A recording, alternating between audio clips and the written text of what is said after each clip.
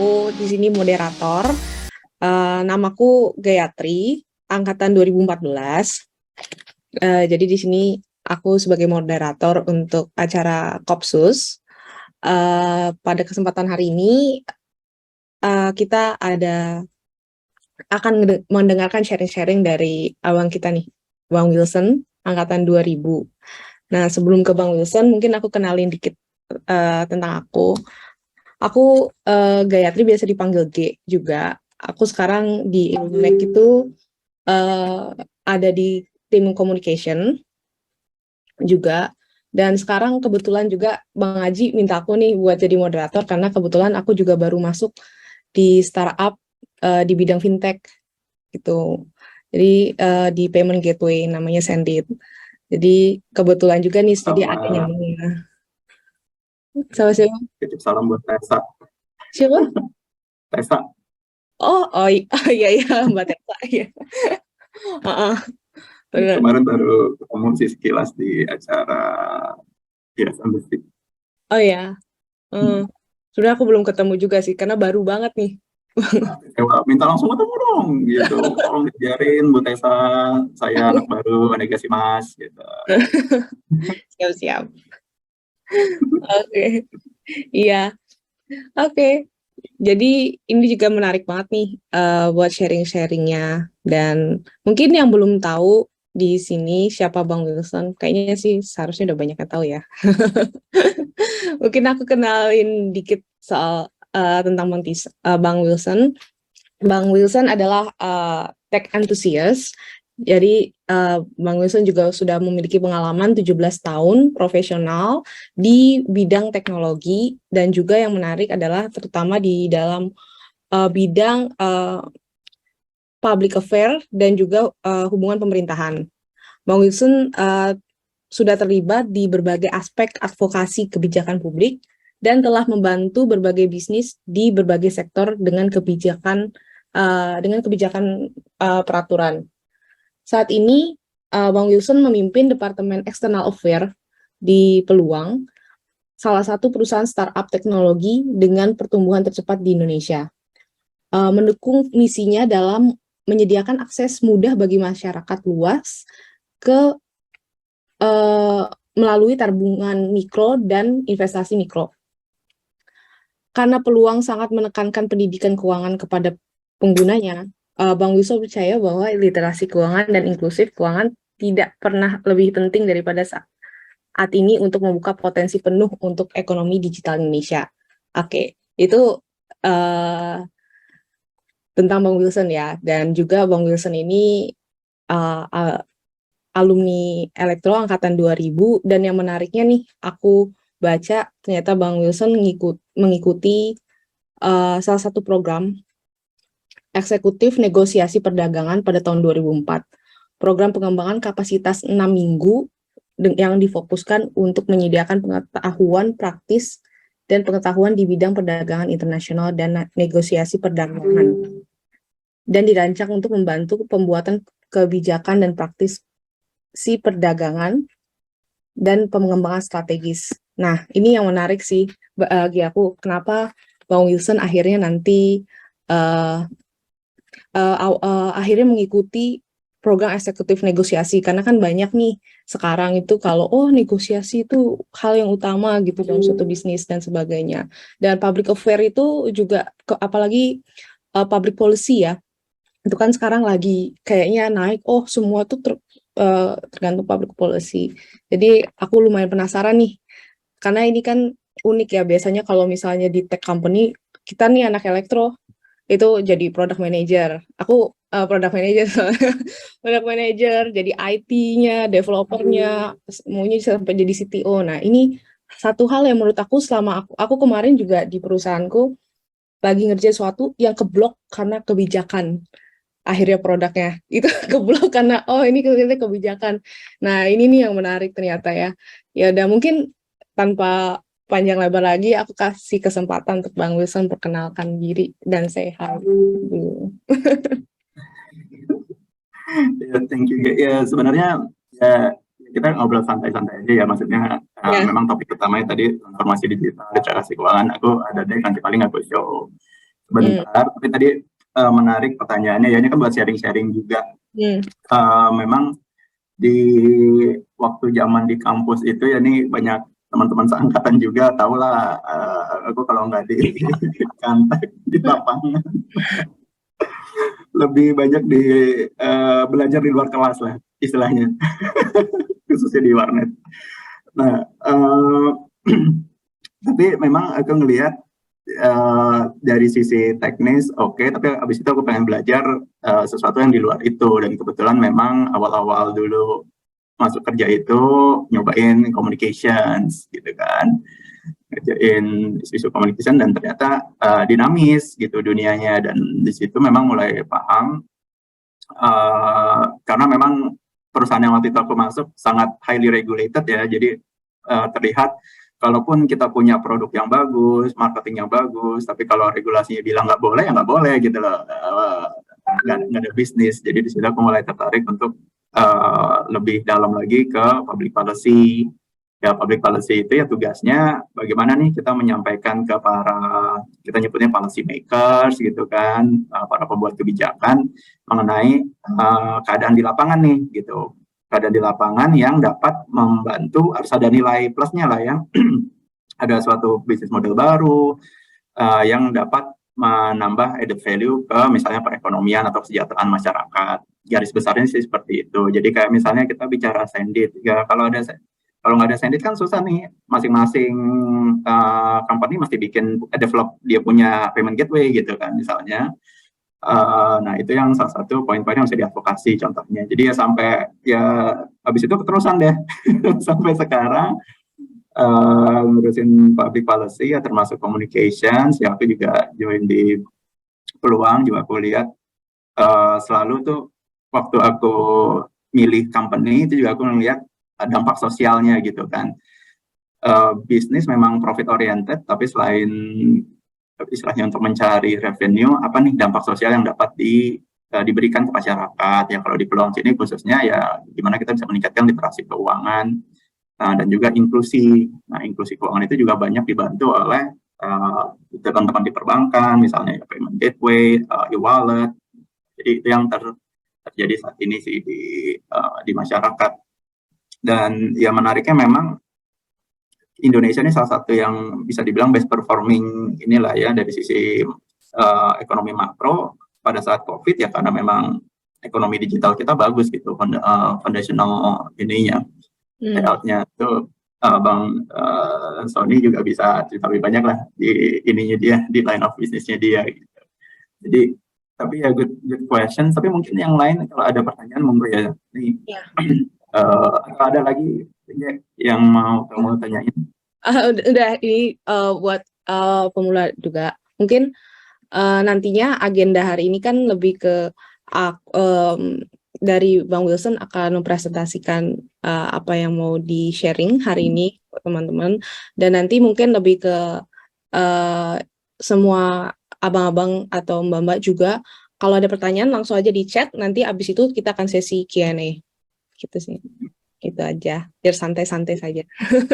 Ya, tapi ya biar seru, gue juga sambil tanya-tanyain deh, misalnya tadi Aryo tadi belum ngomong, ya lo denger topiknya kira-kira ekspektasi lo apa ya? yang pengen lo denger. Ya Bang, jadinya pengen dengerinnya ini nih, manfaat untuk milenial kan ini nih, kita sering atur uang itu kurang rapi lah gitu. Gimana investasi, gimana finance itu ya sering boros lah gitu, Bang Wilson. Jadi, nah itu gimana tuh bisa kita investasi tapi hasilnya tuh bagus gitu, Bang Wilson. Ya itu terutama saya juga nggak bagus-bagus amat gitu ya. Kalau investasi rumah, investasi yang bagus, pada tanah, rumah, cuma harga tanah, rumah udah gila-gilaan gitu kan sekarang ya, nggak ngikut gitu. Mungkin ada jalannya atau apa supaya kita itu yang muda-muda gitu jadinya bisa catch up gitu, bisa apa bisnis apa atau yang kira-kira bisa membantu semua orang dapat inilah tercerahkan lah gitu soal pelajaran, karena kan di kalau di kampus di teknik ya belajar teknik gitu kan. Tapi kalau ini yang finance-nya terus terang saya agak kurang gitu. Itu sih Bang Wilson. Dia Ya. transformasinya transformasi keuangan, tapi gimana cara digitalnya ya? Penasaran juga. Hmm. Oke, thank you ya. Ini coba satu lagi deh, Ubay. Halo, Ubay. Halo, siang Bang. Oke, Salam kenal Bang Wilson. salam kenal juga. Gimana nih, Bay? Menurut lo, apa yang kira-kira lo pengen tahu lebih jauh nih nanti? Ya, sebenarnya sih kemarin waktu lihat posternya di grup Ilumek itu kan pembicara dari peluang nih, kebetulan gue baru download gitu ya beberapa minggu yang lalu. Wah, Mantap. tertarik nih, jadi pengen tahu lebih lanjut sih terkait peluang sama gambaran terkait apa sih pembedanya peluang dengan fintech yang lain gitu Bang, di Indonesia ini kan banyak banget soalnya fintech yang lagi growth gitu ya. Itu sih Bang, pengen tahu lebih jauh. Oke, siap. Sip, berarti aku coba ini dulu ya, share screen.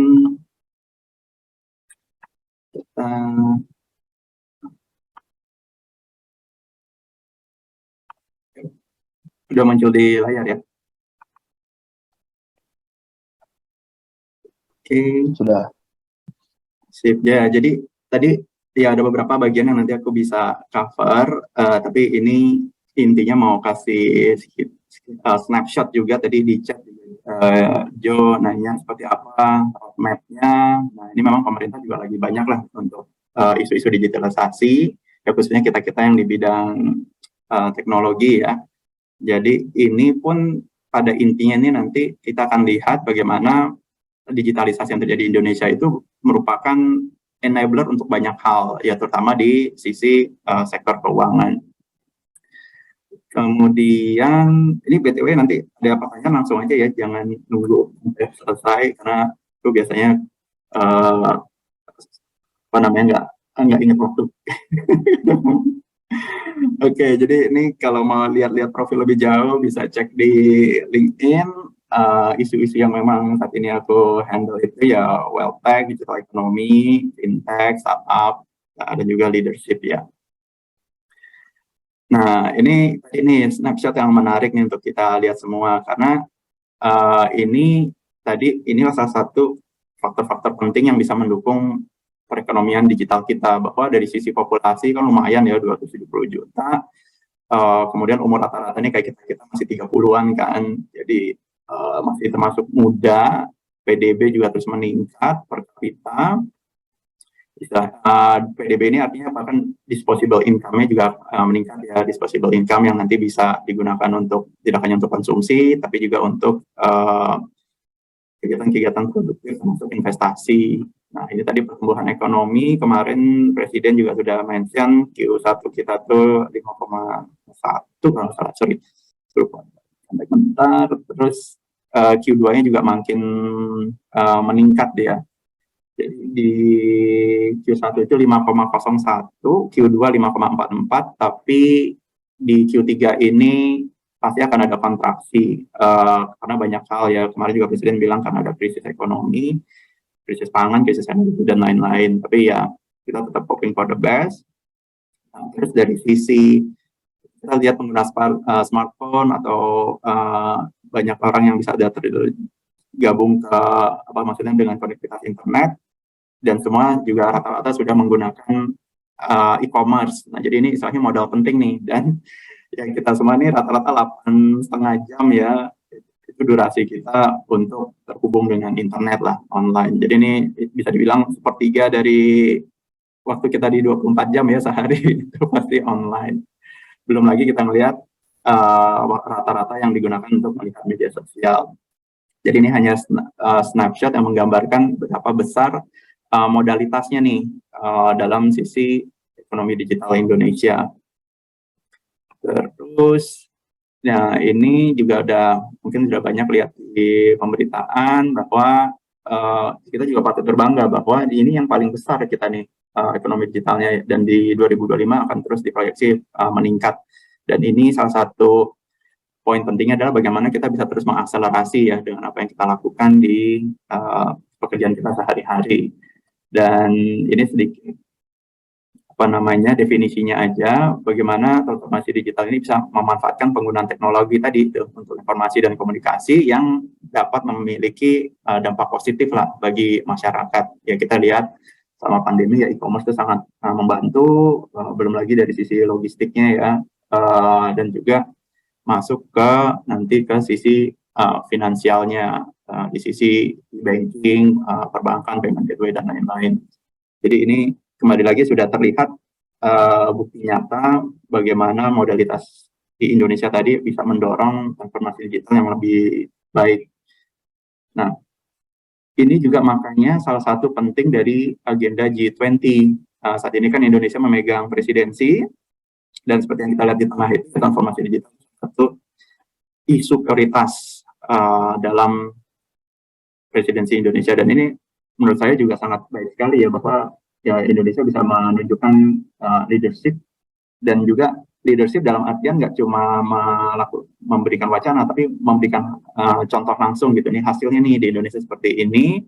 Dan tapi tentunya nanti kita akan lihat sedikit tantangannya juga banyak, karena ini kan sifatnya memang ada sisi disrupsinya ya, dari sisi pola pikir kita. Pola pikir dalam artian kalau dulu kita mau cari barang, mungkin kita datang ke mall terus window shopping gitu ya. Kalau sekarang kan ya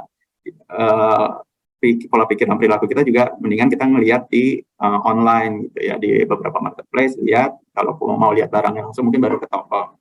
Nah, ini hal-hal yang memang menarik untuk terus kita lihat dari sisi apa nih yang bisa di capitalize gitu ya, untuk dimanfaatkan. Ini masih makro. Nah, ini tadi contoh nih tantangannya nih. Jadi ini pun mengarah kepada peta jalan dari digitalisasi di Indonesia, bahwa akses dan konektivitas ini mungkin bagi kita yang di kota-kota besar itu sudah tidak ada masalah ya, udah ada 4G, 5G, tapi bagaimana dengan yang di luar Jawa contohnya. Dan kemudian dari sisi Kominfo misalnya ini banyak menyoroti mengenai pentingnya meningkatkan sumber daya manusia digital. Terus dan juga tadi infrastruktur kebijakan dan regulasi ini yang penting dari sisi ininya ya, bagaimana melakukan satu kebijakan yang juga bisa kondusif dalam keadaan di lapangan bisnisnya. Jadi 3 ini bagus banget di DEWG atau Digital Economy Working Group G20 bilang ya ini harus sifatnya people center, bahwa kita melihat manusia itu tidak hanya sebagai pengguna tapi juga sebagai inisiatornya gitu ya, yang melakukan dan juga yang menerima manfaat. Nah ini mungkin kalau kita sebut seperti ini simple, tapi sebenarnya banyak sekali tuh poin-poin turunannya. Tapi ya intinya adalah di bawah sini, tantangan ini juga merupakan peluang untuk kita berinovasi gitu kan. Jadi bagaimana mempercepat dan memeratakan akses dan konektivitas, dan kita juga secara sumber daya bagaimana nih bisa meningkatkan skill ya, upskilling juga termasuk untuk bagaimana dari sisi kurikulum di akademis bisa sesuai dengan apa yang dibutuhkan di masyarakat saat ini di lapangan. Mungkin sampai sini kalau ada pertanyaan dulu atau komentar. Halo Rahma, halo Leo. Halo Will, apa kabar? Baik, bagaimana ini KSI?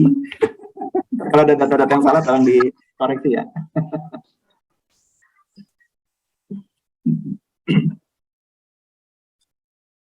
Oke, kita lanjut dulu ya.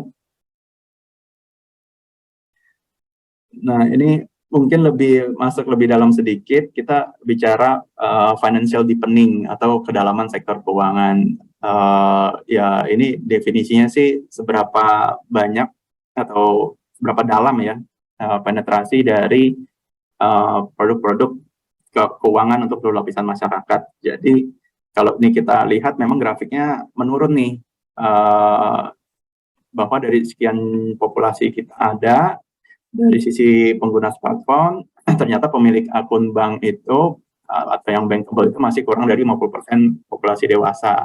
Tapi memang yang menarik dengan adanya inovasi dan digitalisasi di e-wallet itu bisa menjangkau bahkan lebih gitu ya, lebih dari pengguna bank account. Jadi kan ini suatu kesempatan juga nih tadi, suatu peluang gitu ya, bagaimana bisa menambah inklusi dari financial services gitu. Nah, terus kita lihat lagi nih yang hijaunya ini jumlah investor. Jadi kan tadi kayak Aryo bilang, kita pengen investasi tapi mungkin nggak terlalu paham bagaimana memulainya, bagaimana produk-produk yang tersedia. Jadi memang tergambar di sini dari sekian jutaan orang, tapi investornya itu masih kecil sekali. Ini kalau dibandingkan dengan negara lain, memang masih gapnya itu masih besar ya. Kalau kita lihat India, even Malaysia gitu, dia lebih tinggi dari ini. Jadi lebih banyak populasinya dia atau masyarakatnya yang mengetahui produk-produk dan memang masuk ke dalam untuk memanfaatkan produk investasi tersebut. Tapi ya, seperti yang kita lihat di Indonesia saat ini, ya minatnya memang besar, tapi kadang-kadang tadi kesulitannya masih bingung dan bisa dibilang mungkin, waduh mahal nih gue kalau mau investasi, gue belum bisa deh untuk invest. Nah ini memang satu hal yang banyak diaddress oleh teman-teman di fintech juga gitu, bagaimana dengan menggunakan mobile application itu bisa lebih mudah diakses masyarakat, dan dari sisi affordability-nya nanti saya cerita lebih banyak untuk bagian itunya sih. Nah ini mungkin sekilas juga yang bagian kanan, pasti teman-teman juga udah banyak dengar ya cryptocurrency atau blockchain. Nah ini kan dia juga dapat teknologi blockchain itu dapat digunakan untuk menyimpan value ya, value storing, dan itu bisa diperdagangkan di Indonesia karena dia dianggap sebagai aset. Ini pun menarik. Dia sudah 11,2 dan kalau nggak salah data terakhir pemerintah itu udah 14 sekian juta account lah ya yang berpartisipasi di pasar kripto. Nah ini juga menarik nih. Kenapa? Karena kalau kita bicara pasar modal, ini kan udah disalib nih jumlahnya. Pasar modal padahal sudah berdiri puluhan tahun gitu. Kripto ini kan paling baru tren 2-3 tahun terakhir kan, tapi kok bisa lebih cepat dia perkembangannya. Nah ini juga makanya kita lihat ke depannya ya pasti kita akan lebih banyak bicara ya Web3, blockchain, karena ini juga bisa menjadi katalis untuk terus mendorong kedalaman sektor keuangan di Indonesia. Oke. Ya, nah ya betul, super Leo masuk kecil makanya secara porsi, dan ini masih timpang ya dibandingin negara lain tadi. Jadi makanya ini PR tapi juga kesempatan gitu, gimana nih kalau kita bicara bisnis model kan ini kayaknya masih besar nih. Kalau misalnya targetnya pemilik account bank aja gitu kan, kerjasama sama bank untuk promosi masih besar nih. Lingkungan apa enggak? Ada rutin nggak lingkungan?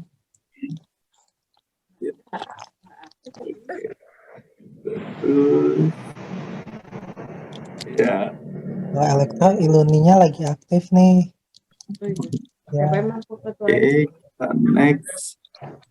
Berapa ya? 2004-an. Nah, terus tadi kalau kita bicara total jumlah penting, tapi kalau kita bicara penetrasi ke daerah juga penting gitu. Jadi kan salah satu isunya itu pemerataan. Nah, ini dari data fintech report juga kita melihat ya memang mayoritas di Jakarta, tapi di luar Jawa juga sudah mulai banyak ya pertumbuhannya. Dan ini kita coba bandingkan nih dengan misalnya apa yang terjadi di Peluang.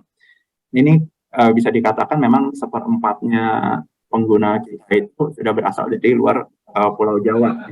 Jadi ini kan salah satu traction yang baik ya, bahwa dengan adanya mobile app, koneksi internet makin merata, ini lebih banyak diakses juga nantinya ke luar pulau-pulau Jawa gitu. Dan yang ini pasti akan nanti dampak terhadap perekonomiannya juga akan menarik kita lihat, karena kan artinya dari sisi kan financial services itu idealnya harus bisa diakses tanpa hambatan untuk semua orang ya. Nah jadi ini merupakan salah satu poin penting juga nih yang nanti kita bisa lihat lebih jauh sih, bagaimana perilaku dan pola pikir masyarakat yang di luar Pulau Jawa, karena dari sisi edukasinya kan juga masih ada gap ya. Kita lihat sudah mulai banyak ini juga meningkat dia. Nah, ini lebih dalam lagi apa aja sih aplikasi-aplikasi gitu kan untuk investasi. Sebenarnya sudah banyak ya di pasar. Ini beberapa saja dari survei kata data yang tadi juga menunjukkan banyak nih investor yang lebih senang menggunakan online ya, karena tadi lebih praktis ya dibandingkan kalau zaman dulu tuh misalnya kita mau beli saham kan kita harus datang dulu ke sekuritas, buka account, ngisi paperwork, terus harus setor atau deposit sekian puluh juta baru kita bisa transaksi. Itu lot of effort lah. Kalau sekarang kan dengan model aplikasi gini ya kita KYC lewat aplikasi juga, kemudian biasanya checkingnya sehari lah ya, 1x24 jam paling lama. Habis itu bisa top up juga bisa pakai e-wallet, pakai bank account, transfer. Habis itu bisa langsung membeli produknya gitu. Jadi sangat mudah sekali dengan adanya digitalisasi di aplikasi untuk investasi.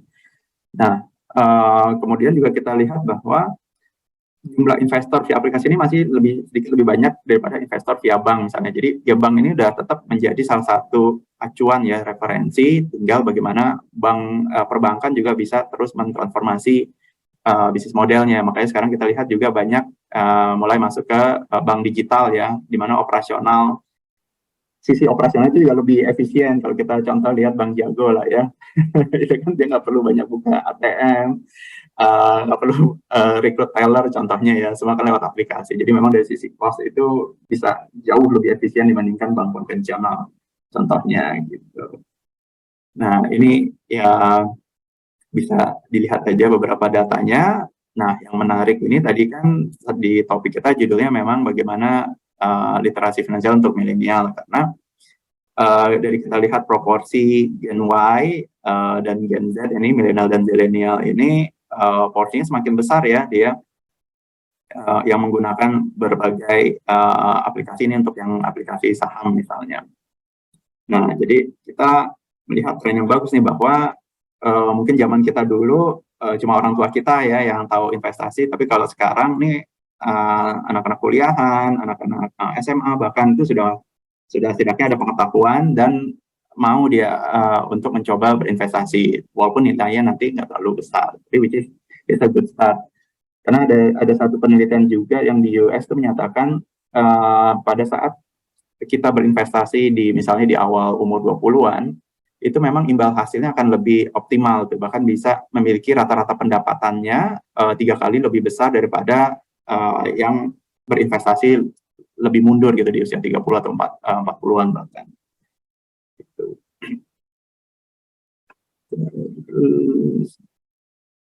Syarat minimal umur untuk investasi ya harus ada KTP sih, at least kan KYC. Oke, tapi kan nggak berarti orang tuanya kan tetap bisa buka account investasi untuk anaknya.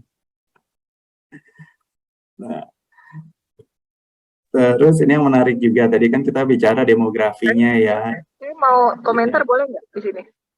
Yes, boleh banget. Boleh ya. Kan tadi saya ingat tuh yang mengenai ada kayak apa ya, diagram batang itu ya, bar chart. Nah itu Will, itu kan terkait dengan yang proporsi jumlah akun, terus jumlah investor gitu ya. Ini. Nah ini saya mau kasih ini aja sih komentar boleh ya.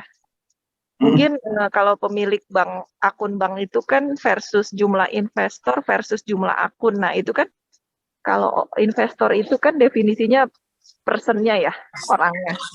Sementara kalau akunnya itu kayak saya nih, saya kan bisa buka banyak akun di berapa pihak. Nah itu sih kayaknya kurang tally ya.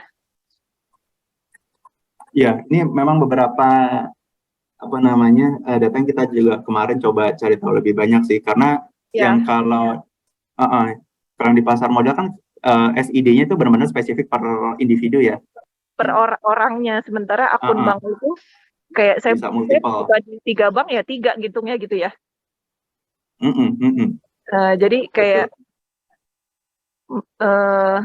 ya belum saya nggak tahu sih kalau mungkin kalau rekening bank saya investor bank itu saya dihitung satu, itu data itu dari mana saya juga kurang tahu juga sih. Atau mungkin akun kripto itu siapa yang punya centralized datanya, itu sih yang saya mau komentarin sih. Jadi Betul karena saya sekali. yang capital market ya, jadi sebenarnya jumlah rekening itu sebenarnya lebih dari ini, intinya kayak gitu. Ya, setuju sih, setuju. Jadi kalau di pasar modal memang enaknya kan ada KSEI yang men-centralize itunya ya, SID-nya ya, single investor ininya, ID-nya. Cuma kalau yang kayak di pasar kripto itu belum ada sejenis KSEI-nya, Mak. Jadi ini 11,2 atau 14 juta itu juga memang masih ada beberapa yang multiple account gitu lah contohnya. Cuma Iya. memang yang ya lanjutin aja dulu. Iya, jadi memang kayak belum apa ya, mungkin nggak sampai apple to apple-nya mungkin kayak gerigi-gerigi gitu lah, jadi kayak kurang ini aja sih, kurang pas. Tapi at least ya ini kita paham sih message dari ini gitu sih. Terus Ya, tadi yang setuju banget. yang anak itu bisa dia buka rekening ya, Ya, rekening untuk yang di banknya. yang anak itu punya nik gitu ya, sebenarnya bisa sekarang. Cuma tadi kalau kita bicara yang untuk kayak aplikasi kan karena perlu KYC, itu biasanya kan perlu KTP. Jadi kalau untuk atas nama si anaknya memang belum bisa. Tapi kalau orang tuanya yang bikinin account untuk investasi anaknya ya bisa. Gitu. Ya. Oke, tip. Tuh. Cuma tadi yang menariknya, anggaplah yang 80 juta ini kan multiple account ya. Misalnya saya punya 5 rekening bank, berarti kan kehitung 5 gitu aja. Walaupun ini udah multiple account masih belum mencapai 100 juta kayak yang di e-wallet gitu. Jadi memang dari sisi perbankan juga ya begitu deh. Berarti masih ada kesulitan lah bagi orang untuk mengakses rekening bank seperti itu.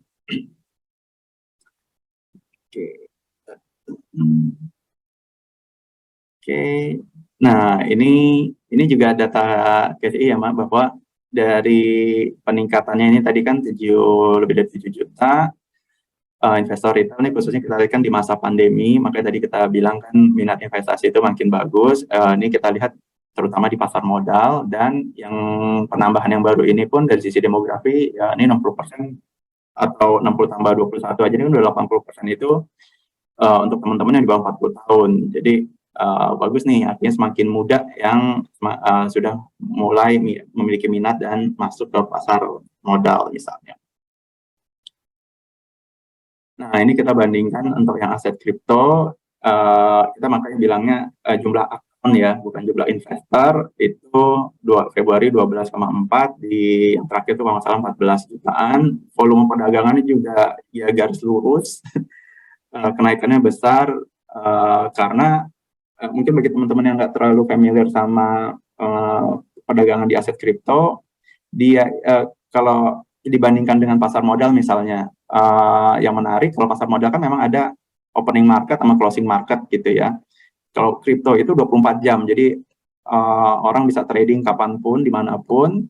Makanya dari sisi volume perdagangan, jual belinya juga per hari itu bisa jauh lebih banyak dibandingin di pasar modal. Nah, ini yang kita lihat fenomena yang menarik nih, bagaimana masyarakat dengan produk yang termasuk baru gitu ya. Saya juga nggak terlalu paham gitu exactly bagaimana cara kerja blockchain misalnya, tapi setidaknya kalau kita dengar kripto itu orang sudah ada top of mind-nya, dan dari sisi perdagangannya juga lumayan nih, besar sekali dari walaupun kita baru punya data dari 2020. Nah, ini kembali lagi data-data yang menarik aja di equity market, kita bandingkan retail investor dengan yang investor institusi, porsinya juga yang retail itu porsinya makin besar ya, dan ini juga tadi kita lihat ya faktornya ada digitalisasi, orang makin paham penting investasi, dan kalau kita lihat kepemilikannya pun di equity market antara domestik dan foreign, ya ini nggak terlepas juga dari mungkin ada apa namanya foreigners yang ngambil dananya gitu ya, tarik dananya, tapi yang menarik adalah porsi investor domestik ini terus meningkat, artinya kan kestabilan ekonomi kita itu akan jauh lebih baik dengan tren yang ada sekarang, karena ketergantungan dengan dana dari luar negeri itu akan semakin sedikit gitu. Jadi karena kan bayangkan kalau misalnya mayoritas itu dari luar negeri dananya, terus tiba-tiba ada gejolak ekonomi mereka tarik semua, kan crash ada. Jadi ini kita lihat pentingnya terus adanya pendalaman sektor di finansial sektor di Indonesia sih. Nah, ini juga kita ada semacam survei yang akan jadikan studi kebijakan, responden sekitar 3.500. Ini baru dilakukan dari 20 sampai 28 Juni, dan ini pun istilahnya data-data yang ada hasil surveinya itu inline dengan apa yang tadi data-data dari pemerintah, misalnya bahwa dari sisi usia itu memang didominasi dari 35 tahun ke bawah ya. Kemudian, nah ini tadi apa aja sih tujuan-tujuan mereka untuk berinvestasi? Ya mayoritas bilang meningkatkan pendapatan pasif, ada dana cadangan, dan menghindari penurunan nilai uang akibat inflasi. Tadi di awal juga sempat ngobrol sama Joe misalnya ya, ini bunga deposito masih lebih kecil daripada inflasi misalnya. Nah kan harus coba taruh di mana lagi nih agar nggak terlalu tergerus dengan inflasi. Ya di sini memang dari responden mengatakan reksadana nomor 1. Ini reksadana juga nanti kalau dipecah most likely dia akan bilang reksadana pendapatan tetap misalnya. Terus ada saham, dan yang menarik juga tadi aset kripto. Jadi aset kripto ini selalu somehow menjadi pilihan juga nih, walaupun sangat volatil ya sifatnya. Dan kemudian salah satu prinsip yang juga nanti bisa diterapkan sama-sama, harus ada diversifikasi juga nantinya. Dan di sini bagaimana aplikasi-aplikasi investasi itu bisa memberikan istilahnya overview untuk portfolionya apa aja sih yang kita punya. Dan di sini yang di bawah juga kita lihat sebagian besar responden ini dia tuh nggak cuma punya satu kelas aset ya. Kelas aset itu tadi misalnya reksadana atau saham, tapi pasti ada 2 atau 3, bahkan di sini ada 22% yang dia memiliki lebih dari 5 kelas aset. Bagus, karena kan mendiversifikasi. Karena kalau misalnya kita punya uang total 10 juta, kita taruh semua di saham, market lagi turun, nyangkut lah istilahnya kan. Makanya di sini penting untuk ada taruh sebagian di reksadana, di saham, dan lain-lain untuk membangun portfolio. Gitu. Mungkin sampai sini ada komentar lagi atau pertanyaan? Nanti kita masuk ke bagian tips-tips singkat.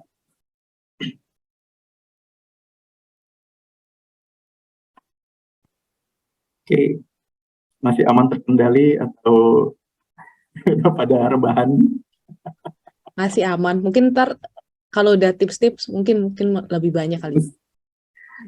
Ini untuk menggambarkan aja sih bagaimana kondisi yang ada di saat ini. Kita lihat tadi kan intinya digitalisasinya udah baik, masih ada tantangan. Terus kita lihat dari pendalaman sektor keuangan juga masih banyak PR, dan dari sisi investasi kita lihat minatnya juga terus ada, khususnya di kalangan milenial dan zilenial gitu sih. Dan ini salah satu faktor pendukungnya ya, ada aplikasi-aplikasi untuk investasi.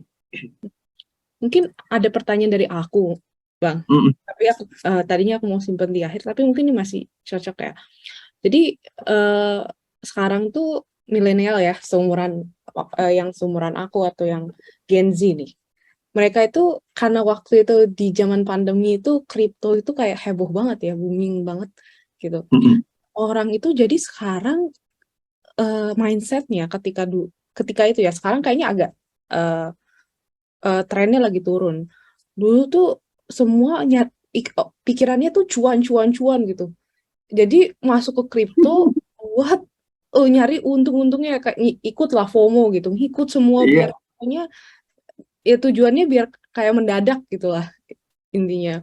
Nah, sedangkan itu kan sepengetahuanku bertentangan dengan investasi sendiri gitu. Jadi investasi itu kan lebih ke bagaimana kita melihat depannya dan segala macam. Nah, ini akan berimpact gak sih mindset seperti ini terhadap ibaratnya secara makro atau mikro pertumbuhan itu, dan apakah ini perlu diperbaiki mindset anak muda zaman sekarang gitu sih. Mm-mm. Mm-mm. Betul, perlu banget itu, makanya ya kayak saya di Peluang ya mendorong memang literasi keuangan itu tadi. Literasi keuangan kan artinya pemahaman dan juga keterampilan gitu kan, untuk mengenali produk-produk investasi mana yang sesuai dengan profil resikonya dia gitu. Tapi nanti ada slide-nya, that's a good intro juga sih. Nah, tapi ini juga mungkin sekalian karena lagi ngomongin kripto, mungkin aku tanya deh ke teman-teman yang ada di sini. Siapa yang nggak punya atau nggak pernah transaksi kripto? Saya Oh, kamu belum? waktu itu cuma nyoba doang tapi nggak pernah dilanjutin. Oke. Berarti mayoritas setidaknya udah pernah coba lah ya? Saya belum Wils. Oh, belum. Pengen Oke. cuma kayaknya agak ya gitu deh, ragu. Coba Belum, Wils. menarik Belum pernah. supaya mau Belum nyoba. Oh gitu. Berarti gini, yang gampang download Peluang dulu gitu kan. Sekarang promosi ya. Ya, jadi gini kan kita nggak salah satu sebenarnya ya trik informal ya, setidaknya secara pribadi. Aku dulu juga gitu pemikirannya, gila gue kagak ngerti ini kripto apaan sih. Tapi istilahnya kalau kita mau mencoba sesuatu yang nggak jelas kan harus berani uang hilang gitu kan. Nah, kalau yang kayak di Peluang soalnya kita bisa beli aset kripto itu mulai dari Rp5.000 gitu. Jadi waktu itu ya aku taruh aja 100.000 gitu, beli Bitcoin, Ethereum gitu kan. Habis itu udah dipantengin aja. Ini naik bagus, turun ya nggak apa-apa gitu kan, 100.000 masih oke lah. Tapi setidaknya bisa ngerti gimana sih dia ininya, apa misalnya naik turunnya, kemudian kapan dia bisa drop banget. Karena waktu itu juga bisa naiknya bisa cepet banget. Kayak gitu sih. Jadi ya salah satu ini aja trik pemula. Drew, nanya dong. Kalau di kripto itu berapa persen returnnya setahun? Nah, juga ada slide-nya sih, tapi ntar deh, abis ini nanti gue coba lihat. Tapi fluktuatif bro. Jadi kalau kita mau beli reksadana misalnya kan ada prospektusnya tuh. Nah, kalau kripto tuh masih ada yang padanan kayak prospektusnya, tapi gue sendiri nggak terlalu paham cara bacanya sih. Tapi kalau dibilang returnnya ya bisa lebih dari 20% ada, tapi ada yang minus 20% juga gitu loh. Jadi masih sangat volatil. Kalau kripto juga kena pajak nih, Drew? Kena. DJP udah ngeluarin peraturan PMK-nya. Kasih hitungan ini dong, Drew. Sekarang kan juga soalnya kalau lu di saham pun juga udah kena pajak. Kadang suka-suka kalau dihitung antara return sama potongan pajaknya juga nyesek juga sih. Iya betul. Jujur gue paling nggak suka pajak itu, soalnya ada di mana-mana dia. Tapi kan pajak membangun negeri. Bangun siapa? Bukan bangun gua, pokoknya tetap aja. Iya. Jadi sebenarnya pengenaan pajak untuk kripto itu hampir misalnya benchmarknya untuk pengenaan pajak kayak di pasar modal gitu kan. Jadi ada PPN, ada PPH. Gue nanti mesti double check lagi, tapi itu 1-2% dia cara ngitungnya. Nah, ada beberapa istilahnya beberapa hal yang masih perlu dibicarakan dengan Dirjen Pajak. Contohnya pada saat dia realize, maksudnya kita beli 1 juta, terus kan sekarang nilainya turun nih jadi 500.000. Pas gue jual atau cut loss, masa iya gue kena dipotong pajak juga kayak gitu loh. Itu masih banyak diskusi yang lagi dilakukan sih dengan Dirjen Pajak untuk industri sih. Tapi nanti I'll try to get ininya dulu ya, Jo. Ya, gue support itu, soalnya investasi di pasar modal ini kan returnnya nggak bisa diprediksi. Ketika kita ada loss, nah di mana ininya kan nggak ada jaminan di situ. Lagi pula juga bikin orang jadinya mikir-mikir lagi kan untuk ada di sini gitu loh. Itu maksud gue sih. Kadang jadinya nggak menarik, returnnya nggak menarik karena udah ada potongan itu. Gitu. Betul. Dan salah satu isunya waktu itu adalah karena kan kalau kita bicara kripto itu kan global ya. Yang dikhawatirkan itu investor dalam negeri malah pakainya ini luar negeri gitu. Dananya ditaruh di luar negeri, dia trading di luar. Betul, karena lebih menarik kan. Itu yang dikhawatirkan karena memang karena kripto masih baru ya, nggak semua negara di dunia itu menerapkan pajak Betul, betul. gitu. Tapi hitungannya berapa, Ndro, sekarang, Ndro? Buat info kalau itu? Ya itu tadi 1-2% Oke. dari total transaksi. Jadi plus PPN yang 11%, jadi hitungannya 1,1 lah contohnya. Oke. Tapi itu ya pada saat jual atau beli. Jadi kalau lu jual beli, kalau nggak salah kena 2 kali gitu deh. Oke. Apalagi yang scalping ya, model-model gitu ya. Luar biasa itu. Oke, thank you. Sip. Oke. Ya, ini aja sekilas tadi dari sisi literasi. Memang kita harus lihat selalu benefit dan risk-nya ya. Tadi jelas, mudah, praktis, menghemat waktu. Dalam satu aplikasi kita bisa lihat berbagai data, dan ini memang tadi kesempatan untuk diadopsi oleh teman-teman yang lebih muda ini juga lebih besar, dan tidak butuh modal besar ya. Tadi contoh kalau kayak di Peluang kan mau coba aset kripto itu bisa beli dari Rp5.000. Jadi memang modelnya fractionalized ya. Kalau familiar dengan istilah tersebut, ya informasi jelas, transparan, dan juga real time. Tapi ini resikonya tadi tingkat literasinya memang kita lihat belum memadai di masyarakat. Jadi ini yang rentan kena resiko penipuan berkedok investasi. Dan ada lagi peredaran aplikasi ilegal. Jadi ini juga salah satu poin paling penting nih. Kalau ada yang nawarin, Jo, lo taruh duit di gue deh, lo bisa dapat 60%. Hati-hati, itu model-model Ponzi gitu kan. Gali lubang, tutup lubang. Jadi tetap harus kita do our own research lah ya. Ada lagi nanti robot trading, ini juga belum terregulasi. Jadi selalu istilahnya, apalagi zaman sekarang ya, mendingan kita cautious approach deh, jangan terlalu mudah tergiur dengan iming-iming gitu. Ini gampang kita katakan, tapi sebenarnya kalau kita lihat korban-korban penipuan itu ada juga yang direktur bank misalnya gitu kan. Direktur bank kurang paham apa lagi dia, tapi tetap aja ketipu, karena kalau kita udah bicara uang kadang-kadang gelap ya matanya. Jadi ya sharing aja. Nah ini tadi banyak kita singgung mengenai literasi sama inklusi.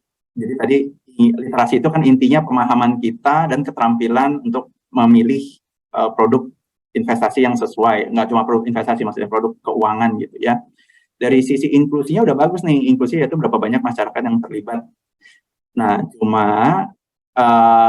ini ada risikonya juga, bahwa masyarakat yang sudah memiliki akses, sudah menggunakan produk-produk finansial, ternyata mungkin masih belum paham dengan pasti gitu ini produk cara kerjanya seperti apa. Makanya ini tadi sempat di-mention ya, dengan penipuan berkedok investasi. Nah, disinilah kita bilang generasi milenial tuh memiliki peran penting, karena kan biasanya kita lagi ngobrol-ngobrol di kantin, makan, untuk ngobrolin hal-hal seperti ini gitu sih. Jadi apalagi tadi untuk menangkis atau menangkal FOMO tersebut yang dibilang VJ. Nah, ini ya sekilas aja, sebenarnya banyak kerugian masyarakat yang sudah dicoba ditakar oleh pemerintah, dari sisi regulator, misalnya OJK, Bapepti itu juga sebenarnya sudah banyak melakukan penindakan, cuma karena kan ini masif ya di masyarakat, jadi salah satu benteng yang penting ya memang diri kita sendiri gitu, bagaimana kita bisa menyaring informasi-informasi yang ada, khususnya di sosial media gitu kan bahaya banget kadang-kadang melihat, waduh si A, si B kok bisa dapat cuan gampang banget gitu kan, jadi terpengaruh. Nah ini memang nggak bisa sendirian, jadi kemarin kita di Peluang pun tekan MOU ya sama Iluni, ini ada Bang Andre waktu itu, dan kita melihat perlu banyak lagi nih program-program untuk peningkatan literasi, nggak cuma di kita di kalangan alumni, tapi juga nanti di kalangan mahasiswa. Ini ada juga ketua BEM-nya yang nanti kita akan coba susun seperti apa sih, entah webinar, entah seminar gitu ya. Ini kan sudah kampus juga sudah mulai PTM, kita mau coba misalnya nanti bikin event di kampus gitu sih. Nah ini juga kita terbuka untuk bekerjasama dengan banyak pihak sih. Jadi let me know aja kalau ada ide-ide atau masukan lain. Nah ini jadi kalau di platform peluang, karena mayoritas pengguna kita kan bisa dibilang investor pemula, jadi banyak konten-konten, ada peluang akademi ini maksudnya ya kayak IPO 101, Equity 101 untuk belajar sedikit gitu kan. Kemudian newsfeed untuk pasar, kita punya Instagram Live juga tiap pagi, contohnya kita juga punya TikTok. Terus dari sisi program-program communications, ya kita juga salah satu partner dari Y20. Jadi banyak kita memang topik-topiknya dia transformasi digital dan financial literacy. Mungkin beberapa teman-teman ada yang lihat juga acara yang di CNBC misalnya, ya sebenarnya topik-topik yang kita bawa tuh memang seputar ini sih. Jadi kalau nanti mau tahu lebih banyak, pilih aja untuk browsing-browsing gitu kan di aplikasi atau di Google. Nah, ini contoh-contoh materi edukasi finansialnya nih, tips and trick. Ini juga nanti mungkin lebih banyak ini ya, informasi-informasi yang bisa kita pelajari. Nah, ini tadi nih yang sempat dibilang nih, selalu nomor 1 itu adalah investasi bukan cara cepat menjadi kaya. Nah, kalau mau cepat jadi kaya, berarti yuk. Son, mau nanya dong. Ya, silakan Bang Haji. Teman kos saya sekamar dulu, DLK.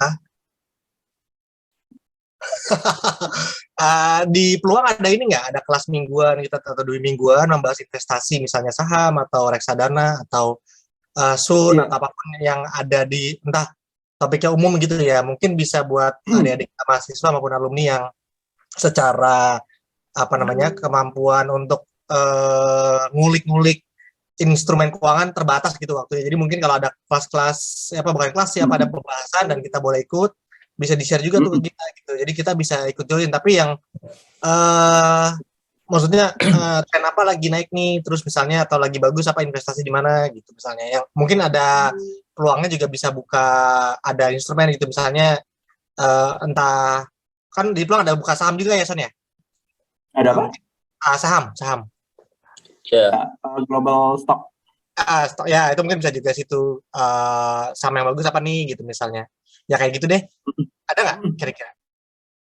Ini di Instagram Live kita. Tiap pagi, tiap hari. Jam 9 ke jam 9:30 kalau nggak salah. Gitu. Tapi memang ada program-program kayak webinar tuh kita coba running tiap bulan. Itu nanti ya nanti gue kasih info-info juga deh. Itu terbuka untuk umum. Jadi kita juga misalnya kerjasama sama Felicia Cisaka, sama beberapa financial planner lainnya gitu sih, untuk untuk benar-benar edukasi. Kemudian kita kan juga contoh nih yang di layar ini bersama Go Investasi, ini kan grupnya Gojek. Kita juga banyak sih bikin event-event bareng. Itu nanti ya benar sih, nanti better gue pas ada info gue langsung share-share aja ya. Itu terbuka untuk umum sih. Tapi mungkin hal yang tadi gue perlu klarifikasi, kita kan sifatnya platform tuh, jadi kita istilahnya bukan financial advisor. Jadi kita selalu menjaga informasi yang kita tampilkan itu hanya berupa data, tapi kita istilahnya nggak kayak pom-pom gitu, ayo saham ini lagi turun nih, ayo beli gitu, nggak kayak gitu, karena itu kan dilarang juga ya oleh pemerintah. Jadi lebih ke ya kita kasih lihat ini trennya seperti ini, tetap keputusan adalah di tangan investor masing-masing kalau mau beli atau mau jual.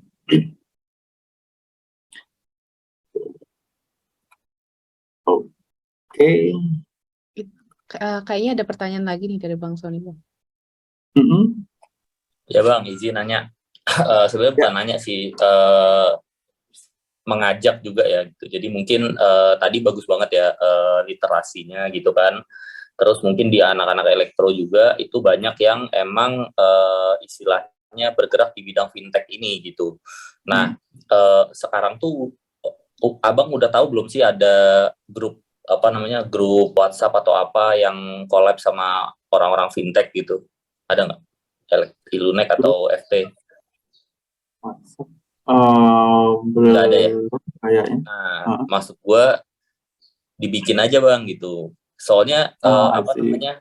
Soalnya komunitinya menurut gua bagus ya gitu. Kayak misalnya G kan lagi belajar juga, baru masuk ke apa namanya? Baru masuk ke ini, mungkin Bang Wilson punya koneksi yang lebih canggih, mungkin bisa dititipin, titip nih adik gua gitu kan. Nah, nanti lebih diperhatikan gitu kan sama bos-bosnya gitu. Kayak gitu. Misalnya gua lagi meeting sama bosnya G misalnya, pas banget nih ada tim gue teman gue di situ gitu kan, jadi bisa mention kita bisa tahu lah gitu, at least si A lagi di mana, si B lagi di mana gitu, kayak gitu. Dan banyak juga kan kayak misalnya kolaborasi sama orang bank juga, misalnya ternyata yang pegang Sendit di BNI itu teman angkatan gue, anak 2004 gitu kan, kayak gitu. Jadi bisa lebih enak gitu koneksinya gitu menurut gue ya gitu. Jadi bisa sambil colek-colek, bro gue nih ada masalah nih sama Sendit misalnya, tolong dong bantuin, nah dia yang goyang ke sana gitu, kayak gitu kan. Bener nggak Bang? Gitu kan? Bener banget Kayak sih. gitu. Jadi menurut gue bisa dibantu juga kayak gitu sih buat nanti teman-teman di Ilunek kalau mau berkomunikasi tentang finansial ya gitu, atau yang kira-kira ada ini, biasanya nih Mas Aji nih yang bikin seru-seruan gini nih biasanya. Ya, kita serahkan ke ahlinya. Ya gitu aja sih Bang dari gua. Mudah-mudahan nanti bisa ada ya misalnya Ilunek fintech gitu, atau Ilunek finansial gitu ya. Banget sih Son. Dapat arahan dari Pak Ketua. Kalau manggil Son tuh ada dua, ada Wilson, ada Sony, bingung. Betul bagus itu nanti, jadi saya kan bisa lebih ini ya, karena ya setidaknya ya kayak di Peluang kita ada platform untuk ya webinar, kita kan bisa sekalian ini ya cari ekstra pembicara untuk sharing sih. Siap. Oke. Ini tadi aku lanjutin dikit ya, jadi ini contoh-contoh materi edukasi yang memang ditujukan kayak ke investor pemula. Tadi intinya memang yang selalu kita tekankan itu bukan cara cepat menjadi kaya, terus selalu investasi yang memang sudah dikenal dan dipelajari. Cuma tadi ekstra tipsnya kalau memang mau coba kripto ya kecil-kecilan aja, 10.000, 20.000, oke lah. Yang tidaknya untuk tahu aja cara dia gimana sih naik turunnya contohnya ya. Nah ini tadi say no to FOMO, benar banget, karena apa yang ditampilkan di sosial media itu kan pasti yang bagus-bagusnya doang gitu kan, pas itu pada turun, pada crash, pasti nggak ditampilin. Jadi selalu putar dulu masing-masing, baca lebih jauh, kalau udah paham baru bisa mulai investasinya. Nah terus saya juga sudah sempat di-mention, diversifikasi itu perlu diversifikasi dalam artian kita punya dana sekian, kita bangun portfolio, jadi berapa persen misalnya kita taruh di reksadana, di saham dan lain-lain. Kenapa? Karena tujuannya memang tadi meminimalisir risiko. Karena kalau ada satu instrumen yang lagi turun, nggak semuanya turun, ya. Dan imbal hasil atau yield-nya juga bisa lebih optimal. Dan ini juga pastinya disesuaikan dengan jangka waktu dari investasi kita mau apa. Misalnya kalau kita baru awal kuliah, kita mau investasi, mungkin nanti tujuannya dalam waktu 3-4 tahun bisa digunakan untuk modal cari kerja, contohnya gitu ya. Jadi tetap kita sendiri yang harus coba mendefine atau mendefinisikan apa aja sih yang mau kita tuju dalam berinvestasi. Nah ini contoh aja cara kita mengalokasikan atau mendiversifikasi. Tentu 2 poin utamanya itu profil risiko kita, apakah kita misalnya konservatif, agresif, atau moderat, itu hanya kita sendiri yang tahu seperti apa kita ininya, kemudian tujuan investasinya. Jadi ada yang sifatnya untuk dapetin income, balance, sama long term growth, ini return-nya makin besar, itu logikanya risiko akan makin besar. Dan ini dari warna-warnanya ini menggambarkan berapa persen yang dialokasikan ke satu instrumen tertentu. Ini ada fixed income, saham, equity, atau alternatifnya gitu ya. Jadi ini contoh aja. Nah ini sekilas mengenai aset kripto. Jadi ini kalau kita perbandingkan dari sisi equity dengan emas 1980 sampai 2002, jadi memang dia dari sisi equities itu jauh banget perkembangannya, dan kripto ini memiliki potensi yang besar. Jadi valuasi ini tuh sekitar $1 triliun, tapi ini dari satu itu baru berupa 1% dari total ekuitas global equity ya di dunia. Jadi ini cuma untuk menggambarkan proyeksi ke depannya seperti apa. Nah, tadi ada Jo nanya yield-nya berapa persen. Nah, ini kalau kita lihat 5 tahun terakhir, Bitcoin bisa 6526,29%. Jadi bisa banget, bisa turun banget. Makanya dibilang volatil ya. 34.000% ya dalam 10 tahun terakhir. Tapi saat ini memang pasar kripto kondisi bearish atau lagi drop ya marketnya secara keseluruhan. Jadi lagi susut nilainya. Tapi kembali lagi, kalaupun kita mau invest sekarang, tentu mendingan menggunakan tadi uang dingin ya, yang memang itu misalnya duit, kalau kasarnya kalau itu hilang kita nggak nyesel lah, karena sekarang memang lagi turun, bisa jadi nanti akan turun lagi gitu. Nah, ini ya quick tips aja untuk investasi di aset kripto. Tadi riset dulu gitu kan, setidaknya ada pemahaman dasar lah cara kerjanya kripto itu seperti apa. Roadmap bisnis kripto ini kayak semacam prospektusnya tadi untuk setiap koin atau setiap token, dan pasti tadi miliki dana darurat dengan uang dingin, dan tadi toleransi yang tinggi karena bisa sakit jantung juga gitu kan. Tadi walaupun kita kan sedikit tapi tiba-tiba drop gitu. Mungkin teman-teman ada yang kemarin dengar berita mengenai koin Luna misalnya, itu kan langsung drop 100% gitu kan, misalnya hilang tuh nilainya. Jadi memang harus punya toleransi yang tinggi, dan pastinya jangan semua taruh di kripto lah. Ini maksud di poin ke-6 ini, harus diversifikasi. Nah, ini sebenarnya sama dengan di semua instrumen investasi lain, lalu ada batas toleransi. Jadi misalnya kalau memang turun sebesar 5%, ya udah cut loss contohnya ya. Dan pastinya jangan FOMO, karena biasanya kan ini lagi turun nih, masuk aja sekarang gitu, tapi belum tentu itu akan naik, atau kalaupun naik mungkin nggak akan bertahan gitu. Jadi selalu hati-hati. Nah, itu juga ada yang menarik, kalau pernah dengar istilah ini, dollar cost averaging. Jadi kita istilahnya nanam secara rutin, misalnya 100.000 tiap bulan, terlepas dia itu lagi naik atau lagi turun. Jadi karena nanti istilahnya dia akan meng-average gitu, akan merata-rata dari investasi yang kita gunakan. Seperti tadi ini banyak selalu kita bilang diversifikasi ya, tadi untuk meminimalisir resiko.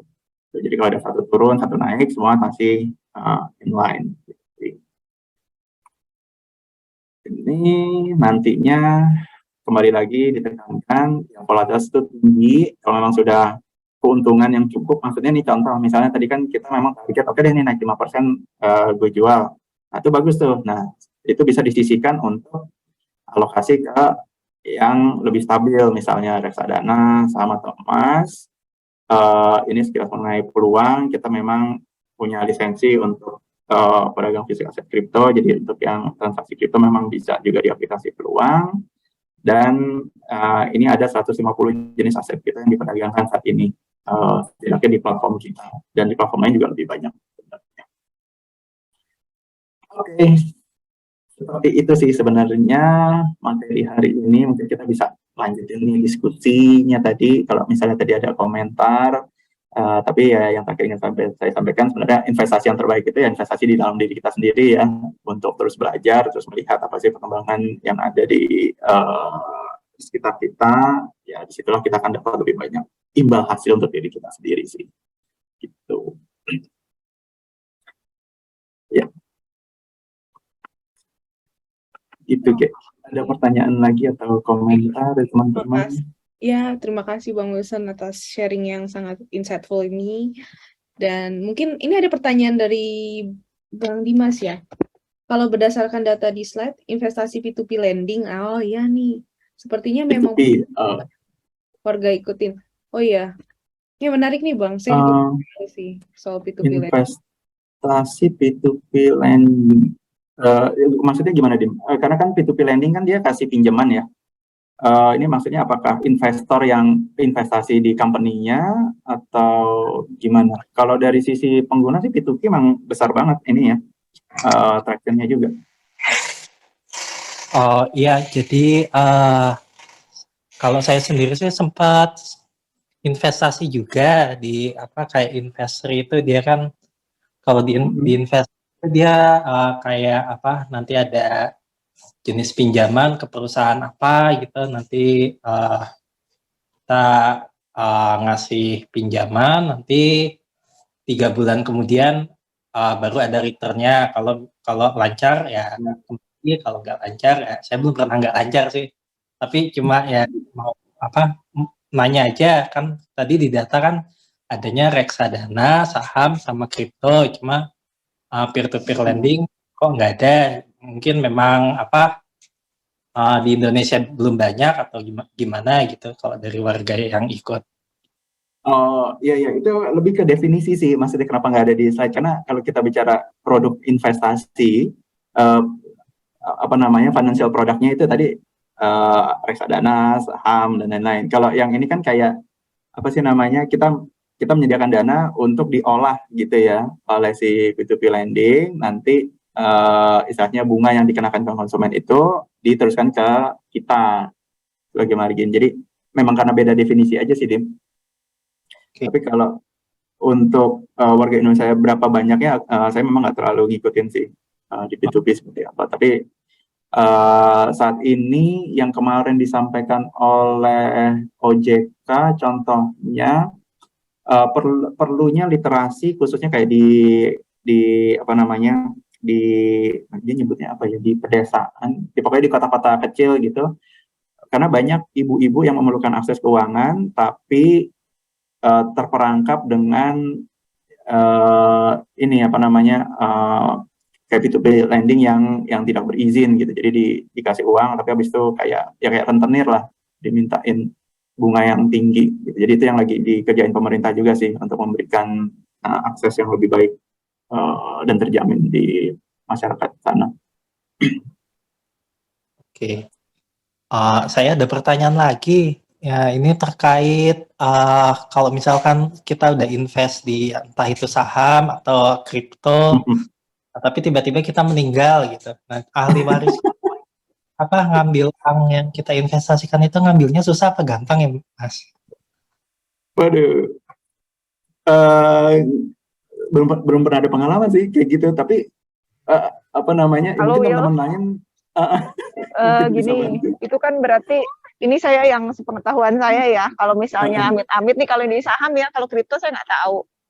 Jadi ahli warisnya itu datang ke broker, atau mungkin kalau beli reksadana ke agen penjualnya. Nah dari situ nanti si broker atau si agen penjualnya akan tahu tuh ya, emang ini orang ahli warisnya atau gimana gitu ya. Intinya ahli waris lah ya. Nanti akan bisa tuh dipindahkan gitu ke ahli waris. Jadi bisa skenario-nya bisa dijual atau mungkin si ahli warisnya suruh buka rekening. Gitu, tapi prosedur ya. Itu ada. Gitu, mungkin sama lah, mirip dengan prosedur kayak kita nasabah bank ya. Datang aja ke bank yang bawa dokumen yang menyatakan si ahli warisnya gitu. Nanti kan bank akan eksekusi. Konsepnya sama. Oke. Ya saya rasa ya ahli waris kan penting juga ya Pak. Terutama mungkin kalau saham kan kayaknya di Indonesia ya basisnya ya, cuman kalau kripto di luar negeri atau mungkin ya apa investasi saham luar negeri juga saya sempat baca di internet itu katanya ya menguntungkan, cuman saya apa takut investasi di sana itu ya itu takut ahli warisnya itu susah ngambilnya kalau saya tiba-tiba meninggal atau apa gitu. Tapi kalau dari apa peluangnya sendiri itu ada apa gitu memudah apa semacam SOP sendiri gitu untuk penanganan terhadap ahli waris untuk kripto atau investasi? Di operasional kita ya saya maksudnya nggak terlalu tahu dalam mengenai bagian itunya ya, tapi ya kita ngikutin karena kan itu ada dari peraturan pemerintah juga. Intinya kan tadi untuk ahli waris ya ada beberapa dokumen yang diperlukan, misalnya tadi sertifikat kematian, kemudian atau kartu keluarga yang menunjukkan bahwa memang ini ada hubungan keluarga, kayak gitu-gitu sih. Habis itu biasanya nanti betul seperti yang Rahma bilang, biasanya either di liquidate gitu kan, atau buka akun baru dan dilanjutkan.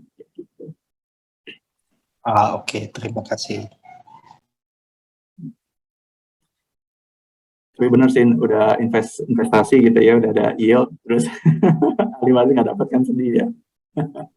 Tapi menarik sekali sih pertanyaan Bang Dimas itu, karena saya juga sempat kepikiran itu juga di kripto, ntar taruh di banyak aplikasi, gak ada yang tahu kenapa-napa, gimana cara misalnya keluarga mau ngambil gitu kan, gak ada yang tahu saya naruh di mana aja gitu kan, kepikiran juga kayak gitu. Makanya jangan banyak-banyak, ntar kenapa-napa gitu, susah ngambilnya gitu. Oke, benar banget. Oke, yang dari abang-abang atau mbak-mbak semuanya ada yang mau bertanya lagi nih tentang finansial atau mungkin pertanyaan-pertanyaan yang lain nih terkait mungkin yang pasti pada pengen tahu gitu. Jadi produk apa sih Bang yang paling saat ini gitu, paling mungkin menguntungkan untuk jangka panjang kali, atau tips-tips yang untuk saat ini nih buat orang-orang yang belum pernah investasi kripto atau belum pernah ke pasar modal, reksadana sebagainya, mungkin apa sih yang untuk, apalagi sekarang ada isu-isu resesi lah, isu-isu inflasi. Betul sih.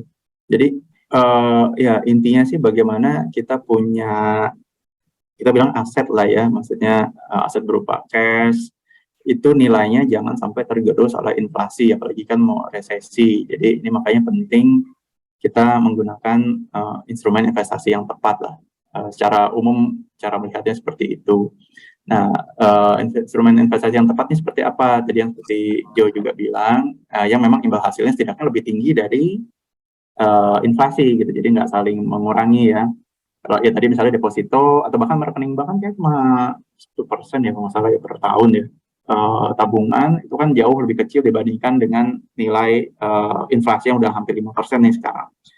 Nah, terus artinya itu pertama cari yang imbal hasilnya bisa di atas inflasi, contoh. Terus kedua, ini uangnya akan kita gunakan, perlu kita gunakan berapa lama lagi nih. Kalau misalnya itu memang untuk yang dalam waktu dekat, ya cari instrumen yang memang mudah dicairkan gitu ya.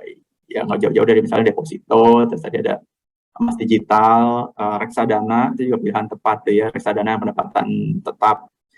Nah, dengan kondisi market sekarang, kalau kita bangun portfolio, contohnya sih ya kita punya tadi 10 juta, mungkin 8 jutanya itu di reksadana, deposito, atau emas digital yang memang nilainya relatif stabil. Nah, 2 jutanya lagi di mana? Nah, itu mungkin bisa masuk yang agak lebih moderate atau agresif imbal hasilnya ya, seperti mungkin reksadana campuran, reksadana saham, dan masuk ke saham ataupun kripto. Tapi itu harus bagian yang tadi istilahnya maksimal 20% lah kalau saya boleh kasih saran ya, jangan lebih dari itu. Gitu sih. Dan itu ya artinya kita melihat portfolio yang baik untuk short term ataupun mid term. Itu tadi instrumennya. Tapi kalau misalnya reksadana pendapatan tetap, yang mana nih produknya? Nah, itu aku nggak bisa jualan produk. Boleh tanya? Ya, silakan Bang. Drew, kalau misalnya untuk tadi yang kripto, cara memilihnya gimana, Drew? Cara pilih produk kriptonya seperti apa? Kalau misalnya, nah tadi kan ada prospektus, kalau misalnya di reksadana, kalau mungkin saham lo lihat dari laporan keuangannya. Nah, kalau untuk kripto tuh sebetulnya gimana sih, Ndru? Jadi jangan sampai kita beli yang lagi happening kayak Luna atau nanti drop gitu. Kan biasanya gitu ya, FOMO ya. Nah, itu, kalau dari lu gimana? Nah, oke, jadi hampir sama kayak kita ngelihat untuk investasi lainnya sih ya. Jadi contoh, berapa sih dana yang berada di dalam instrumen tersebut? Ya kalau reksadana kan kita bisa lihat tuh berapa miliar gitu ya total kelolaan.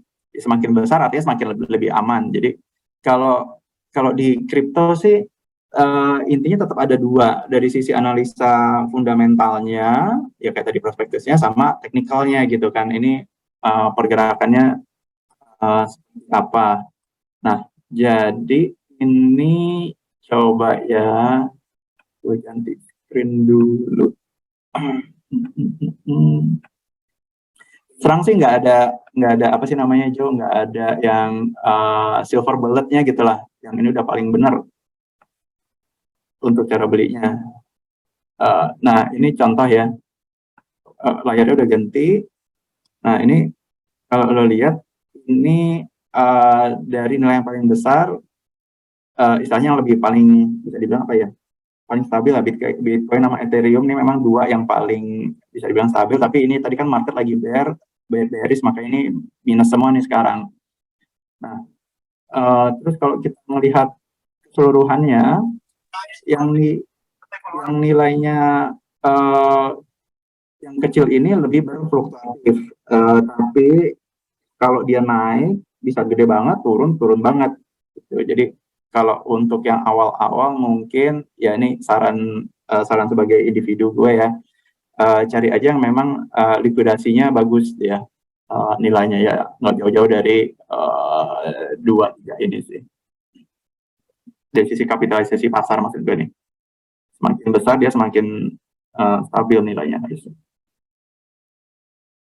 Gitu. Yang paling kecil ada. Gimana aja untuk menjawab, udah makin bingung.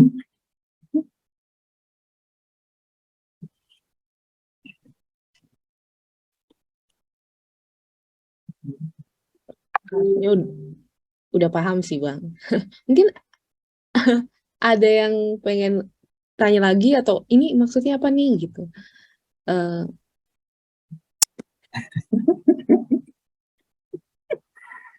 Atau ingin ada yang mau berkomentar atau memberikan saran juga boleh ya Bang ya. Saling diskusi juga di sini. Iya. Masih mau nanya lagi boleh nggak? Oh, boleh. Bang Wilson, tadi kan di materinya tadi kan aku sempat baca terkait hasil survei yang terkait rata-rata dana yang dialokasikan oleh orang Indonesia ya untuk invest itu kan masih di bawah 1 juta gitu Bang ya. Iya. Di materinya ada tuh. Nah, ada nggak sih Bang kira-kira perbandingan dengan negara-negara tetangga kita, mungkin di Southeast Asia gitu ya, terus mungkin ada nggak proyeksinya ke depannya itu akan bertambahnya, itu apakah akan linear aja atau mungkin bisa jadi eksponensial tuh Bang? Maksudnya itu mungkin ngegambarin tingkat maturity-nya investor muda Indonesia gitu ya. Karena kan kalau di bawah sejuta itu kan biasanya nyisihin duit jajan gitu ya. Dan juga tadi kan ada catatan juga di belakang, invest itu hanya pakai apa dana uang dingin ya itu ya. Nah, itu mungkin kaitannya ke situ juga gitu ya. Nah, mungkin itu yang mau jadi pertanyaan tuh, kira-kira dari ada nggak sih data atau mungkin dari peluang pernah riset gitu terkait negara-negara tetangga kita tuh seperti apa sih tingkat maturity investmentnya gitu ya. Kalau di kita 1 juta, mungkin kalau di Singapura, Malaysia itu berapa gitu. Betul. Jadi ya saya sempat lihat datanya, cuma saya lagi nggak pegang nih di depan. Tapi memang itu berbanding lurus dengan tingkat pendapatan ya, tingkat pendapatan dari masyarakat. Jadi contoh yang kayak di Indonesia tadi kan 1 juta itu kan rata-rata, tapi kalau kita khusus lihat DKI Jakarta atau Jawa Barat yang penghasilannya memang lebih besar dibanding provinsi lain, itu memang lebih dari 1 juta. yang diinvestasikan. Nah, ya artinya apa? Kalau kita ngeliat di negara lain yang lebih maju dari kita, misalnya pendapatannya lebih tinggi kayak Singapura, itu memang otomatis dia eksponensial. Itu faktor pertama dari tingkat pendapatan. Karena kalau kita ada beberapa terminologi nih, kita income misalnya 10 juta, tapi disposable income kita itu mungkin besar banget gitu ya. Ya, income yang perlu kita gunakan untuk kebutuhan sehari-hari itu mungkin udah 80% dari income kita. Jadi artinya cuma 2 juta yang bisa disisihkan untuk tabungan, dana darurat, investasi. Nah, jadi makanya tadi pertama kita ngelihat dari sisi total income, disposable income, plus satu lagi namanya discretionary income. Discretionary income ini memang misalnya uang dingin yang bisa kita ya kalau bapak-bapak bilang nih uang main lah gitu ya untuk hobi, untuk yang lain-lain. Terus nah faktor yang keduanya terkait dengan itu, bahwa yang di luar negeri kita melihat mereka lebih disiplin, mereka menggunakan investasi bukan dari uang sisa gitu, maksudnya uang sisa gue udah bayar cicilan rumah, cicilan mobil, nah gue ada sisa berapa itu diinvestasikan, enggak. Di luar negeri itu memang karena dia literasinya lebih bagus, dia langsung plot bahwa gue tiap bulan memang mau investasi 20% dari pengeluaran dari income gue gitu. Jadi 80% sisanya itu yang mereka manage untuk kebutuhan sehari-hari, untuk tabungan dan sebagainya. Jadi memang banyak faktor yang mempengaruhi. Nah, ini yang kita coba istilahnya bangun di Indonesia nih, karena tadi literasi di Indonesia secara nasional kan masih kurang dari 40% tuh. Artinya hanya 4 dari 10 orang, atau kayak kita nih ber-20 nih, berarti hanya ada 8 orang di antara kita yang mungkin benar-benar paham mengenai instrumen keuangan dan investasi gitu sih. Oke, nanti thank you Bang Wilson.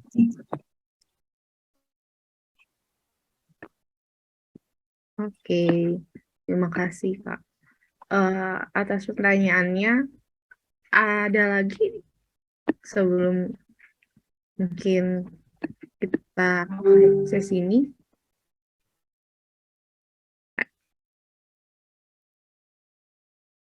Mungkin ada pertanyaan lainnya?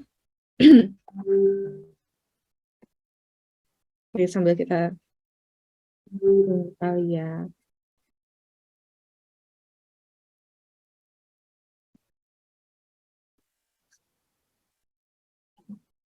Oke. Aman terkendali, makin bingung kayak. Tapi memang ini Bang, menarik kalau udah sebenarnya membahas mengenai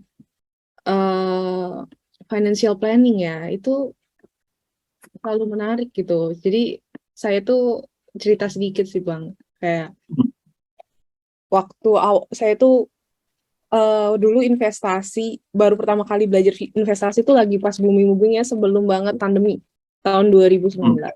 Akhirnya mulailah bisa nabung,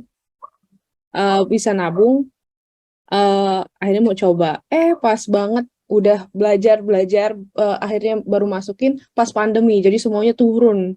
Akhirnya trauma juga, gitu. Karena baru banget masuk langsung pandemi gitu kan. Betul. Akhirnya sampai sekarang itu masih, aduh kayaknya ntar dulu masuk, karena kan itu lumayan ya.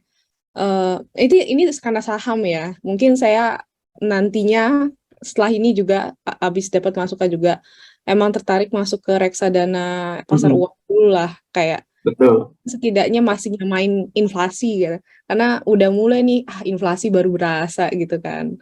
Dulu kan kayak udah beli, sekarang baru berasa, sekarang kok apa-apa mahal, kayaknya uang segini dulu bisa beli banyak, sekarang cuma bisa ini gitu kayaknya kan. Jadi kayak ternyata penting juga ya biar jaga uang biar gak kena inflasi itu. Ya ini aja yang pendapatan tetap, contoh yang portfolioku cuma 4% ya. Ya kan, tapi masih lebih bagus dibandingin yang lain, kayak yang balance fund aja nih masih minus 1% gitu kan. Jadi tetap kalau mau yang pasti-pasti ya pendapatan tetap lah.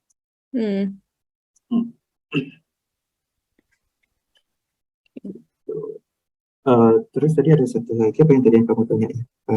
Iya untuk betul. Memang yang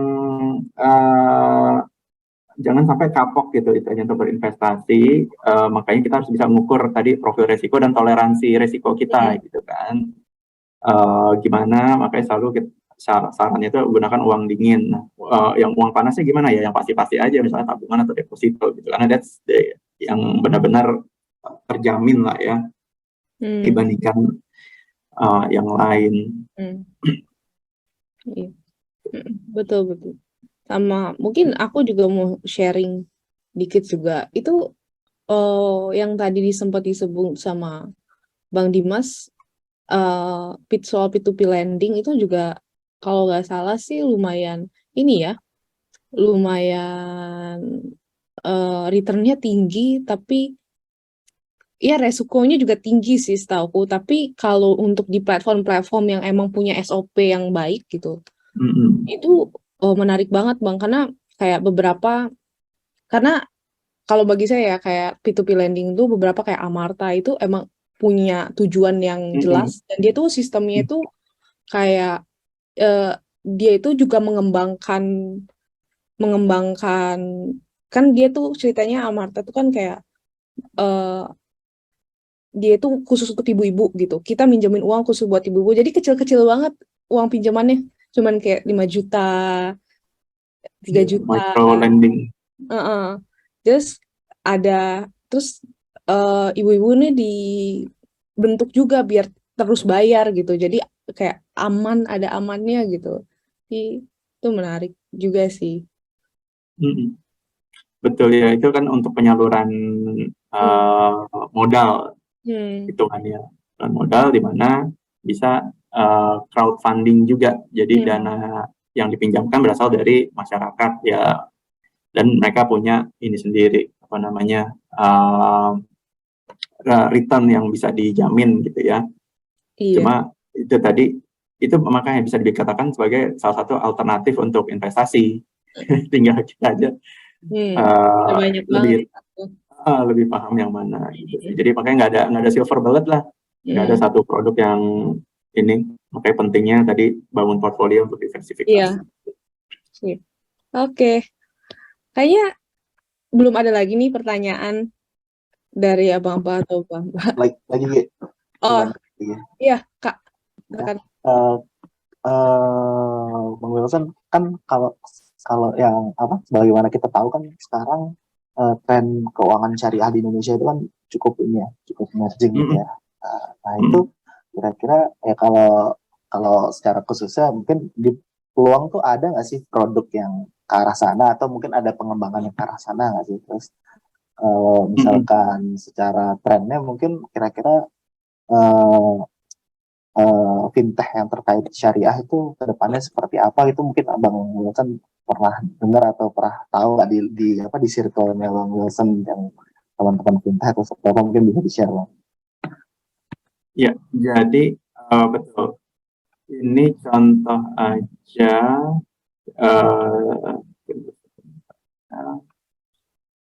jadi yang untuk syariah memang itu size dari industri juga terus berkembang ya, dan termasuk untuk ini ada juga apa namanya asosiasi kripto syariah. Itu anak elektro juga tuh, gue lupa siapa namanya. Iya, kayak Bang Jody tuh, ada Jody tuh di sini. Gue pernah lihat. Mendingan dia ngomong ntar. Ada Jody bisa komen nggak? Halo, assalamualaikum. Nanti kita ngobrol-ngobrol ya. Wah, ada Kak Jody nih kayaknya. Halo Kak Jody. Ini lebih ahlinya lagi deh. Cuma tadi kalau untuk di peluang sih memang kita juga punya produk reksadana yang ini contohnya kayak di layar nih, ada yang spring equity gitu ya. Ini juga dia produk USD. Di sini kita bisa melihat minimal pembelian berapa, portfolionya berapa. Jadi dari sisi reksadana iya, kita memang banyak juga untuk yang syariah. Ini ada Bahana, ada Ispring. Jadi memang ada beberapa produk yang dari sisi return juga lumayan ya, ini 12% nih untuk yang Bahana USD syariah equity. Tapi yang pasti sih ya kayak emas ini udah syariah lah. Ini yang paling gampang juga untuk ditanya secara real ya, produk-produk apa yang memang kita lihat itu sih.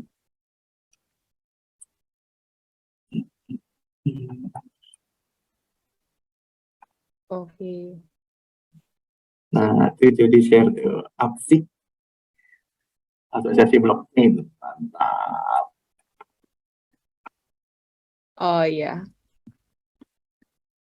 Hmm. Oke. Iya nih, kayaknya kalau untuk ini kayaknya Kak Jody juga banyak tahu ya, Kak. Nih calon pembicara berikutnya nih. Karena ya menarik lah, maksudnya ini bagus banget yang dikerjain Jody ya, karena kan blockchain itu baru, tapi bagaimana bisa disandingkan juga dengan prinsip-prinsip syariah. Nah ini kalau makanya untuk ngomongin yang begini-begini nih, Jody bisa lebih paham ya untuk jelasinnya seperti apa. Nah ini juga makanya menarik nih untuk kolaborasi dan advokasi juga.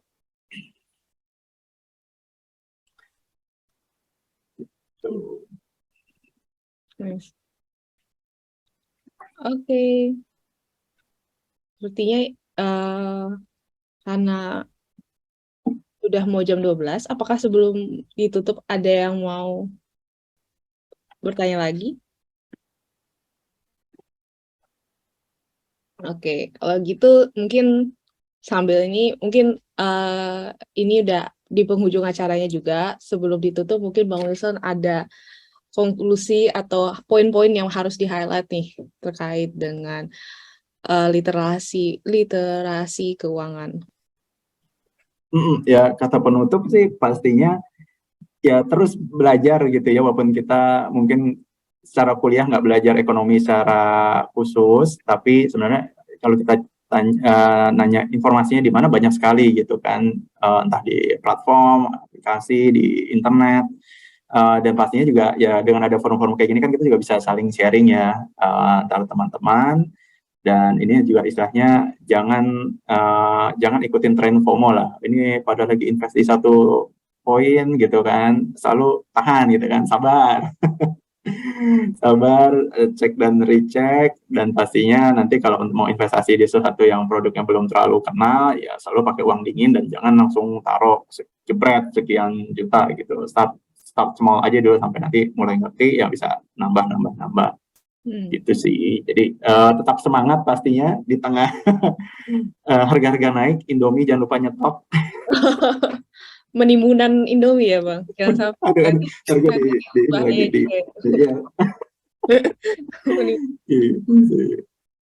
thank you banyak nih yang udah ngeluangin waktu di Sabtu pagi. Iya, terima kasih juga Bang Wilson yang sudah sharing-sharing ilmunya terkait keuangan. Semoga ya kita bisa mendapatkan banyak hal dan juga portofolio yang lebih baik gitu. Dan bisa menghadapi inflasi setiap tahunnya. Oke, terima kasih. Ya. Terima kasih banyak sharingnya, Will. Sukses selalu Thank you, ya. Wilson. Happy weekend semuanya. Happy weekend semuanya.